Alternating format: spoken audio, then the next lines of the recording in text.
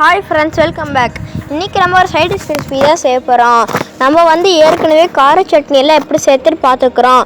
நீங்கன்னா அதை பார்க்கலன்னா டிஸ்கிரிப்ஷனில் லிங்க் தரேன், கிளிக் பண்ணி பார்த்துக்கோங்க. இன்றைக்கி நம்ம அதே மாதிரி ஒரு சட்னி ரெசிபி தான் செய்ய போகிறோம். இன்றைக்கி நம்ம புதினா சட்னி எப்படி சேர்த்துன்னு பார்க்கலாம். இது செய்கிறதுக்கு ஃபஸ்ட்டு ஒரு பேன் எடுத்துக்கோங்க. அடுப்பை பற்ற வச்சுட்டு ஒரு பேனில் கொஞ்சமாக எண்ணெய் ஆட் பண்ணிக்கோங்க. இந்த எண்ணெய் கொஞ்சம் ஹீட் ஆகட்டும். ஹீட் ஆனதான் நம்ம இதில் ஒரு பச்சை மிளகா ஆட் பண்ணிக்கலாம்.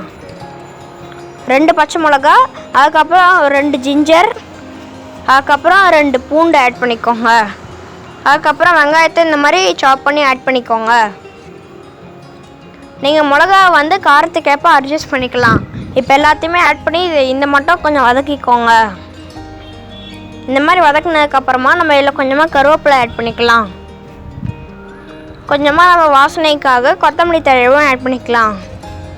அதுக்கப்புறம் தேவையான அளவுக்கு புதினா ஆட் பண்ணிக்கோங்க.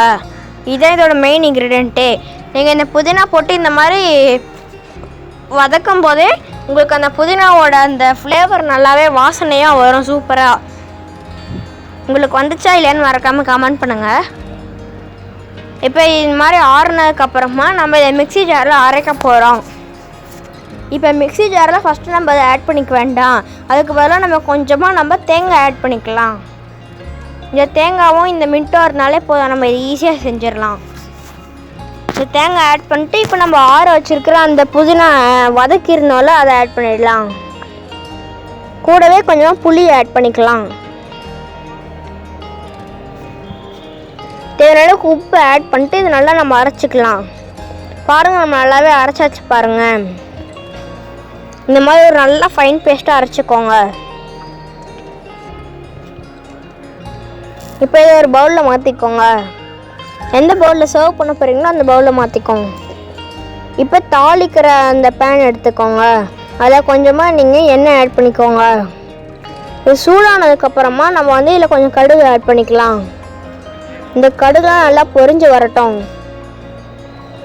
பாருங்கள், இந்த கடுகுலாம் பொரியுது. இப்போ இந்த சமயத்தில் நம்ம கொஞ்சமாக உளுத்தம் பருப்பு ஆட் பண்ணிக்கலாம். ஆட் பண்ணியாச்சு. கொஞ்சமாக கருவேப்பிலை ஆட் பண்ணிக்கலாம். ஆட் பண்ணியாச்சு. இப்போ இதை மட்டும் இந்த மாதிரி கொஞ்சம் வதக்குனதுக்கப்புறமா நம்ம எந்த பவுலில் சர்வ் பண்ணுறதுக்காக ஆட் பண்ணியிருந்தாலும் அந்த பேஸ்ட்டு அது கூட ஆட் பண்ணிவிடுங்க. அந்த சட்னி கூட ஆட் பண்ணிவிடுங்க. ஆட் பண்ணி 4 நாள் மிக்ஸ் பண்ணிட்டோம்னா நம்ம ஒரு டேஸ்டியான மின் சட்னியும் ரெடி. தேங்க்ஸ் ஃபார் வாட்சிங். உங்களுக்கு இந்த வீடியோ நிச்சயமாக பிடிச்சிருக்கோம். மறக்காமல் லைக் பண்ணுங்கள், ஷேர் பண்ணுங்கள், சப்ஸ்கிரைப் பண்ணுங்கள். Taste now and ever. Bye.